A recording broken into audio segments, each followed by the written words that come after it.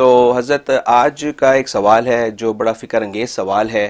اگر ہم اسلام کی تاریخ کو جب دیکھتے ہیں تو سامنے آتا ہے کہ 1867 سے پہلے کوئی دیوبندی نہ تھا, 1897 سے پہلے کوئی بریلوی نہ تھا, سن 250 ہجری تک کوئی حنبلی نہیں تھا, سن 200 ہجری تک کوئی مالکی شافی نہیں تھا, سن 150 ہجری تک کوئی حنفی نہیں تھا, یہاں تک کہ 11 صدیاں گزر گئیں اور کوئی روحانی سلسلہ وجود میں نہیں تھا. یہ سارے سلسلے جو ہیں طریقت کے سلسلہ چشتیہ اور سہروردیہ, قادریہ, نقشبندیہ, یہ سب بعد میں وجود میں آئے. اور تو اور جب نبی کریم صلی اللہ علیہ وسلم کی وفات کا وقت آیا اور اس وقت دین, شریعت اور ہمارا قرآن پاک مکمل ہو چکا تھا, اس وقت کوئی شیعہ اور سنی نہ تھا. لیکن آج یہ سب لوگ موجود ہیں اور اصل اور سچے مسلمان نظر نہیں آتے. یہ اس کی کیا وجہ ہوئی ہے؟ بہت زوردار سوال ہے. بقیہ ویڈیو دیکھنے سے پہلے ویڈیو کو لائک کریں, رحم ٹی وی چینل کو سبسکرائب کریں اور بیل آئیکن پر کلک کریں. شکریہ. بھائی دیکھو, نبی کریم صلی اللہ علیہ وسلم کا زمانہ جب تھا تو کوئی جو ہے وہ شیعہ سنی نہیں تھا. تو وہ زمانہ پھر آپ لے آئیں تو پھر بھی کوئی شیعہ سنی نہیں ہوگا. اللہ, ہم عہد کرتے, وعدہ کرتے ہیں, نبی والا زمانہ لے آئیں دوبارہ تو کوئی شیعہ سنی نہیں ہوگا. اور یہ ہوگا ایسے, وہ وقت آئے گا کہ ایک زمانے میں نبی ہوگا جب ہے تو کوئی شیعہ سنی نہیں ہوگا. اچھا, کیونکہ یہ تو نص قطعی ہے نا. حضرت عیسیٰ علیہ السلام نے آنا ہے. بالکل. اور حضرت عیسیٰ علیہ السلام نے نبی کریم صلی اللہ علیہ وسلم کا نائب بن کے یہاں پہ گویا کہ اشاعت دین اور دفاع اسلام کرنا ہے. تو ان کے زمانے میں شیعہ سنی ہوگا ہی کوئی نہیں. اللہ, نہ کوئی دیوبندی بریلوی ہوگا, سب ایک جو عیسیٰ علیہ السلام کے پرچم کے نیچے ہوں گے. تو زمانہ نبوت میں اگر یہ چیزیں نہیں تھیں اور وہ زمانہ نبوت کا نظارہ دوبارہ دہرا دیا گیا پھر بھی کچھ نہیں ہوگا. سبحان اللہ, سبحان اللہ. کیونکہ دیکھو جب آفتاب ہوتا ہے, آفتاب ہوتا ہے تو پھر تو کوئی جھگڑا ہی نہیں, ہر چیز روز روشن کی طرف واضح ہے. تو جھگڑا تو تب شروع ہوتا ہے جب روشنی نہیں ہوتی, آفتاب روشن نہیں ہوتا تو پھر انسان چراغوں سے لے کے کونے قدرت میں چیزیں ڈھونڈتا ہے نا. کوئی کہتا مجھے مل گئی, کوئی کہتا نہیں ملی. تو جب زمانہ نبوت کا آفتاب روشن تھا تو شیعہ سنی کیوں بننے تھے, بریلوی دیوبندی کیوں بننے تھے, کوئی اختلاف کیوں ہونا تھا؟ کیونکہ آفتاب خود موجود ہے, سب اس سے روشنی لے کے منزل پہ پہنچ رہے ہیں. اگر کوئی پرابلم ہو رہا ہے آفتاب نبوت سے پوچھ رہے ہو کہ یہ کر لو, کر رہے ہیں. لیکن اس کے باوجود بھی آفتاب نبوت کے ہوتے بھی صحابہ میں جب آپس میں نظریاتی اختلاف ہوا اور نبی نے اس کو ایکسپٹ کیا, صحابہ میں اختلاف ہوا اور دو صحابہ کی جماعت ایک دفعہ بنی کہ جب نبی کریم صلی اللہ علیہ وسلم نے فرمایا کہ تم جب فلاں قبیلہ بنی ساعدہ میں جا کر عصر کی نماز پڑھو, یہ کہا. اب وہ جب لشکر چلا ہے, کبھی لشکر چلا ہے تو نتیجہ کیا ہوا کہ وہ اتنا تیز رفتار نہیں چل سکا کہ عصر کی نماز کے وقت راستے میں ہو گیا, پہنچ نہیں پائے. اب اختلاف ہو گیا. بعض صحابہ کرام رضوان اللہ علیہم اجمعین نے کہا کہ بھئی دیکھو نبی نے فرمایا تھا عصر کی نماز آپ نے وہاں پڑھنی ہے تو لہذا ہم تو وہی نماز پڑھیں گے. دوسروں نے کہا کہ نہیں, وہ نماز پڑھنے کا مطلب یہ تھا کہ اتنی تیز رفتار آپ چلیں کہ آپ کو عصر وہاں مل جائے, لیکن اب ہم نہیں چل پائے, سفر کی جو ہے وہ صحبت کی وجہ سے ہم رہ گئے تو نماز عصر کا ہو گیا, قضا کی اجازت نہیں ہے, اب ہمیں یہ پڑھنی چاہیے. اب دو جماعتیں بن گئی. آفتاب نبوت کا زمانہ ہے, دو جماعتیں بن گئی. ایک نے وہیں جماعت پڑھی اپنی عصر اور ایک نے نہیں پڑھی اور وہاں جا کے عصر کی نماز پڑھی. اب جب یہ واپس آئے تو نبی کریم صلی اللہ علیہ وسلم کے سامنے سارا مدعا رکھا کہ یہ ہوا تھا. آپ مسکرائے, فرمایا تم دونوں نے ٹھیک کیا. اچھا, ماشاءاللہ. تو گویا کہ اشارہ فرما دیا, ایک نے میرے الفاظ پہ عمل کیا, ایک نے میرے منشا پہ عمل کیا. جو الفاظ سے کہ اثر وہاں پڑھنی ہے تو انہوں نے الفاظ پہ عمل کیا, تو انہوں نے بھی ٹھیک کیا. اور دوسرا میرا منشا سمجھ گئے کہ اتنا تیز چلنا چاہیے تھا کہ اثر وہاں ملتی نہیں چل سکے تو قضا کرنے کی اجازت نہیں تھی, تو ہم نے بھی ٹھیک کیا. تو نبی نے دونوں کی تسبیح فرمائی. اس سے پتہ چلتا ہے کہ دین پر عمل کرنے کی نیت سے, سچی نیت دین پہ عمل کی ہو, دین سے فرار کی نیت نہ ہو, تو اتباع دین کی نیت ہو, پھر آپ نظریاتی اختلاف کر کے کسی موقع پہ پہنچیں تو نبی نے زندگی میں بتا دیا کہ یہ میرے لیے قابل قبول ہے. سبحان اللہ, بالکل واضح. لہذا بعد کے جتنے سلسلے بنے ہیں, مالکی ہے, حنفی ہے, شافعی ہے, حنبلی ہے, یہ تو دین کی اتباع کی نیت سے یہ سلسلے بنے ہیں. فرار دی فرار من الدین کے لیے نہیں بنے، سبحان اللہ، اتباع دین کے لیے بنے ہیں، اور نبی زندگی میں یہ سرٹیفکیٹ دے گئے ہیں کہ اتباع دین کی نیت سے جو ایسے اختلاف کرے گا وہ سارے کے سارے میری نظر میں صحیح ہیں۔ زبردست زبردست حضرت، ماشاء تو لہٰذا یہ کہنا کہ یہ دیوبندی بریلوی کہاں سے بن گئے، یہ تو ناسمجھی کی بات ہے۔ یہ تو میں نے کہا نا، جیسے زمانہ دور ہوگا تو چیزیں سامنے آئیں گی، کیونکہ آفتاب نبوت ہے نہیں۔ اب ایک حدیث آئی، اسی دیکھ دوسری حدیث آ گئی، اب اختلاف کھڑا ہو گیا، کریں کیا؟ اب چھوٹی سی مثال ہے، ایک حدیث آئی کہ نبی کریم صلی اللہ علیہ وسلم کے بعد ایک شخص آیا کہ میں روزے کی حالت ہے کہ روزے کی حالت میں اپنی بیوی کو بوسہ دے سکتا ہوں؟ آپ نے فرمایا کہ نہیں، اجازت نہیں ہے، منع کر دیا۔ دوسرا ایک شخص آیا، اس سے جب پوچھا، آپ نے کہا اجازت ہے۔ اب دو الگ الگ حدیثیں آ گئیں۔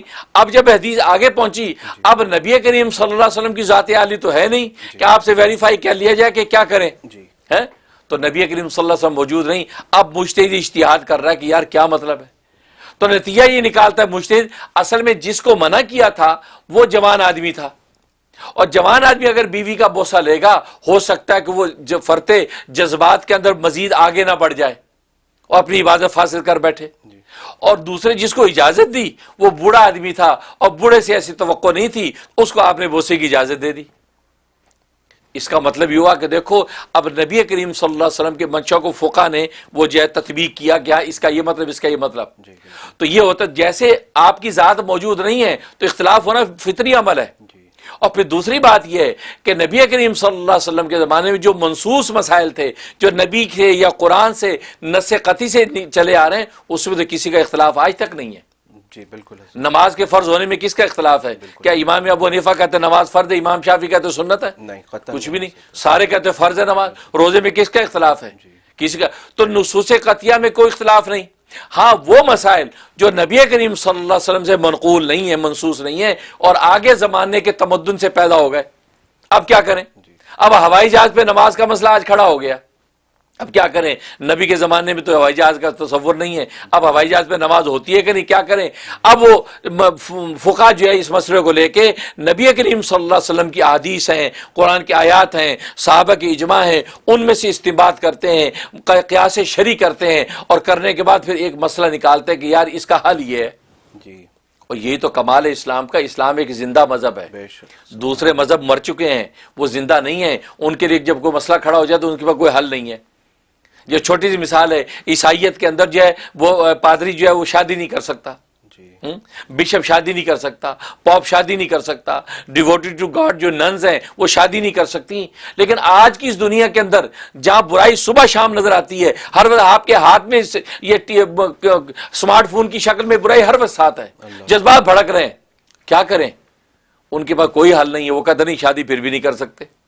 یہ ہے کہ آپ دیکھتے ہیں کہ دوسرے راستوں سے فساد میں مبتلا ہو رہے ہیں لوگ، لیکن اسلام زندہ مذہب ہے۔ جیسے کوئی ایسا مسئلہ پیش آتا ہے، اسلام اس کا حل نکالتا ہے، حل نکالتا ہے اور بتاتا ہے کہ ہاں تمہیں یہ کرنے کی اجازت ہے، یہ کرنے کی اجازت ہے، یہ کرنے کی اجازت ہے۔ تو نتیجہ یہ کہ اسلام جو ہے وہ تمدن کے ساتھ ساتھ، زمانے کے ساتھ ساتھ ہر چیز کا حل پیش کرتا ہے۔ تو منصوص مسائل میں تو کسی کا اختلاف ہوتا ہی نہیں، غیر منصوص جو مسائل ہوتے ہیں، جو صراحتاً قرآن حدیث میں موجود نہیں ہوتے، اس کا حل نکالتے ہیں۔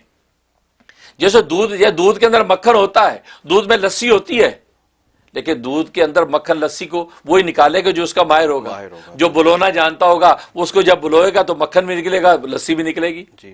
تو بالکل اسی طریقے سے یہ فقہ اربعہ جو ہے، امام ابو حنیفہ، امام مالک، امام شافعی، امام احمد بن حنبل، یہ وہ فقہ ہیں کہ جو پھر اس میں سے قرآن سنت کے دودھ میں سے یہ نکالتے ہیں لسی اور مکھن، اور مکھن نکال کے امت کے سامنے پیش کر دیتے ہیں، اور امت کے سارے مسائل حل ہو جاتے ہیں۔ سبحان اللہ۔ ورنہ کوئی بھی جواب دے دے کہ جی نبی پاک صلی اللہ علیہ وسلم کی قرآن حدیث پہ آپ کو اعتماد ہے، تو ثابت کر دے کہ بھینس کا گوشت کھانا حلال ہے کہ حرام ہے، بھینس کا دودھ حلال ہے کہ حرام ہے، چنے کی دال کھانا حلال ہے کہ حرام ہے، یہ چائے صبح شام پیتے ہیں، یہ حلال ہے حرام ہے، قرآن اور حدیث سے دکھائے۔ کوئی مائی کا لال نہیں دکھا سکتا۔ یہ تو فقہ کا کمال ہے کہ زمانے کے ساتھ ساتھ اس پہ قیاس شرعی اور استنباط کر کے انہوں نے مسائل کا حل پیش کیا۔ جی بالکل۔ تو لہذا یہ بات کہنا کہ چونکہ اس وقت کوئی نہیں تھا اور آج سچے مسلمان نہیں ہیں، یہ تو بڑی احمقانہ بات ہے۔ اس کا مطلب خدا نہ خواستہ نبی کریم صلی اللہ علیہ وسلم کل روز قیامت میں جو اپنی امت کی کثرت پر فخر کریں گے، تو کیا وہ صرف 1,24,000 صحابہ ہی ہوں گے؟ یا بس 1,24,000 صحابہ ہی ہوں گے تو 1,24,000 تو کوئی بڑی تعداد ہی نہیں ہے. جبکہ موسیٰ علیہ السلام جیسے پیغمبر کثرت تعداد واقع معراج میں دیکھ کے حیران ہو گئے تھے کہ یہ نوجوان کتنا آگے نکل گیا, اتنی امت اس کی. تو وہ قیامت تک آنے والے لوگ ہوں گے نا. سبحان اللہ سبحان اللہ. تو کیسے کثرت بنے گی؟ تو آپ تو پھر اس کا مطلب صحابہ تک دین کو محدود کر دیا, باقی سارے کے سارے کہ آپ کہہ رہے کوئی سچا مسلمان ہی نہیں ہے. بھائی سارے سچے مسلمان ہیں, آپ کی نگاہ لگتا سچی نہیں ہے تبھی آپ کو کوئی سچا نظر نہیں آتا. زبردست جواب. چشمہ جس رنگ کا پہنو اسی رنگ کا نظر آتا ہے. ٹھیک ہے نا. تو چشمہ محبت کا پہنو گے تو نبی کی امت ساری امت نظر آئے گی, اور عداوت کا پہنو گے تو پھر آپ کو کوئی مسلمان نظر نہیں آئے گا سچا, اس لیے کہ آپ کی اپنے چشمہ جو نگاہ وہ سچی نہیں ہے, تو تبھی سارے جھوٹے نظر آتے ہیں. ماشاءاللہ. اسی طریقے سے روحانی سلسلہ وہ تو شریعت کی بات تھی. اب طریقت کا معاملہ تزکیہ وہ یزکیم نبی کریم صلی اللہ علیہ وسلم کا وظیفہ ہے. تو تزکیہ نفس کے حوالے سے اب زمانے کے اندر ساتھ ساتھ جیسے جیسے مسائل پیدا ہوتے چلے گئے تو وہ جو مشائخ سلسلہ اس کے تجویز کرتے رہے, علاج اس کی تربیت کے طریقہ کار نکالتے رہے. وہ سب اتباع شریعت کے لیے, وہ تزکیہ نفس کے لیے, وہ نفس کی آزاد کرنے کے لیے نہیں بلکہ نفس کو پاک کرنے کے لیے وہ نئے نئے طریقے نکال رہے ہیں. کیونکہ نیت پر فیصلہ ہو رہا ہے, اور نیت یہی ہے کہ وہ تزکیہ نفس کے ذریعے سے اللہ کو پانا چاہتے ہیں. ٹھیک ہے. لہذا سلسلے بن گئے, اور پھر سلسلوں کے نام جو ہے, نام بننے سے آپ کو اجنبیت فیل ہو رہی ہے. سلسلہ چشتیہ بن گیا, قادریہ بن گیا, سلسلہ جو ہے وہ نقشبندیہ بن گیا, سوروردیہ بن گیا, شاذلیہ بن گیا, یا حنفی بن گئے, شافی بن گئے, مالکی بن گئے. بھائی یہ سارا کا سارا اس وقت نبی کریم صلی اللہ علیہ وسلم کے زمانے میں موجود ہے, آپ کے صحابہ کی زندگی میں موجود تھا. ہاں اب اس کو کر کے مدون کر دیا ہے. اب امام اعظم ابو حنیفہ کی جو فقہ ہے وہ صحابہ میں موجود تھی. بالکل وہ انہی صحابہ کی اس فقہ کو لے کے آپ نے فقہ حنفی مدون کر دی. بالکل.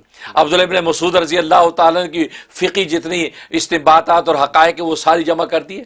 بالکل ٹھیک ہے. وہ فقہ موجود تھی, نام اس کا فقہ حنفی اس لیے بن گیا کہ امام ابو حنیفہ نے اس کو جو کیا ہے وہ مدون کیا.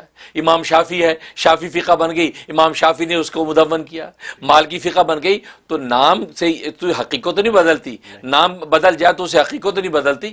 حقیقت تو وہی ہے جو حقیقت جو اس وقت حقیقت شریعت نبی کے زمانے میں موجود تھی وہی آگے آ رہی ہے, اور مختلف اسکول آف تھاٹ کے نام سے بطور پہچان کے. اور یہ نام اللہ پہچان کے طور پہ دیتا ہے, یہ پہچان ہے. خود قرآن میں بھی اللہ تبارک و تعالیٰ نے فرمایا کہ یہ قبیلے خاندان میں نے پہچان کے لیے بنائے. تو پہچان کے لیے چیزیں ہیں, لیکن حقیقت یہ ہے کہ سب کا سب موجود. تو اگر آپ یہ کہتے ہیں کہ آج سچا مسلمان کوئی نہیں ہے اور زمانے میں کوئی نہیں تھا, تو پھر نبی کے زمانے سے پہلے چلے جائیں تو پھر تو مسلمان بھی کوئی نہیں تھا. اور بلکہ اس وقت یہودی عیسائی تھے, یہودی عیسائی سے آگے چلے جائیں. پھر یہودی عیسائی کا جھگڑا بھی کیوں کرتے ہیں؟ یہودی عیسائی حضرت موسیٰ سے پہلے یہودی عیسائی بھی نہیں تھے. ٹھیک ہے نا. تو پھر آپ اس سے آگے چلے جائیں. بابا آدم کے زمانے میں تو کوئی کچھ بھی نہیں تھا, نہ یہودی نہ عیسائی نہ ہندو نہ مسلمان. لہذا بابا آدم کے زمانے والا دین لے آؤ نا. جی بالکل بالکل اوریجنل ہوگا, اوریجنل ہوگا بالکل اوریجنلی ڈھونڈ. تو آپ جتنا آگے چلتے چلے جائیں گے تو پھر تو آگے کچھ بھی نہیں ہوگا. تو اس سے پھر آگے چلے جائیں, آگے کیوں نہیں جاتے آپ, وہاں سٹاپ کیوں کر رہے ہیں؟ یہودی عیسائی مسلمان والا ٹنٹا بھی ختم کرے نا اور آگے چلے جائیں. تو اس لیے یہ ساری ہے یہ خام خیالیاں ہیں, یہ اصل میں فرار من الدین, دین سے بھاگنے کے راستے ہیں, دین پر عمل کرنے کا جذبہ نہیں ہے, لہٰذا دوسرے راستے نکالنے کی کوشش کرتے ہیں لیکن نکل نہیں پائیں گے. انشاءاللہ علماء حق موجود ہیں, ان کی گوشمالی کرتے رہیں گے. ماشاءاللہ بالکل. اور اس میں شاید دھوکہ دینا بھی مقصود ہوتا ہے, ایک دوسرے کو ڈاؤٹ فل میں رکھو, ڈاؤٹ فل رکھو اور اس کو زیادہ استقامت سے چلنے نہ دو. اور حضرت یہ جو آپ نے اتنا خوبصورت واقعہ بتایا ہے صحابہ کرام کا, اس سے تو یہ بات بھی واضح ہوتی ہے کہ صحابہ کرام میں جب دو جماعتیں بن گئیں, انہوں نے اپنے اپنے اجتہاد کے مطابق اپنی رائے پہ عمل کیا, اختلاف ہوا لیکن مخالفت نہیں کی ایک دوسرے کی, نہ لڑے نہ گالی گلوچ کی نہ کچھ کیا. دونوں نے اپنے آپ کو حق پہ سمجھ کے عمل کیا, اور وقت کے بڑے سے جو سب سے بڑے ہیں حضرت محمد صلی اللہ علیہ وسلم, ان سے جا کے اس کی تصدیق کرا لی. اگر حضرت آج یہ ہو جائے تو دنیا سے بہت حد تک فساد ختم ہو سکتا ہے. میں تو یہی کہا کرتا ہوں حضرت حکیم امت مجدد ملت مولانا اشرف علی تھانوی رحمہ اللہ تعالیٰ کی بات کہ اپنے مسئلوں کو چھوڑو نا, دوسرے کے مسئلوں کو چھیڑو نا. بالکل. بس آپ دیوبندی ہے, دیوبندی مسئلے پہ عمل کرتے رہے, اور جو بریلوی بھی کرتا رہے, اہل حدیث پہ کرتا رہے. ایک دوسرے کو چھیڑتے کیوں ہیں؟ تم مشرک ہو, تم گستاخ ہو, تم بے ادب ہو. بھائی آپ کو کس نے یہ دے دیا؟ آپ بس اپنے مسلک پہ عمل کریں, کیونکہ آپ سے آپ کی پوچھ ہونی, اس کی پوچھ نہیں ہوگی کہ وہ بریلوی کیوں بنا, آپ نے روکا کیوں نہیں, یہ نہیں پوچھ ہوگی.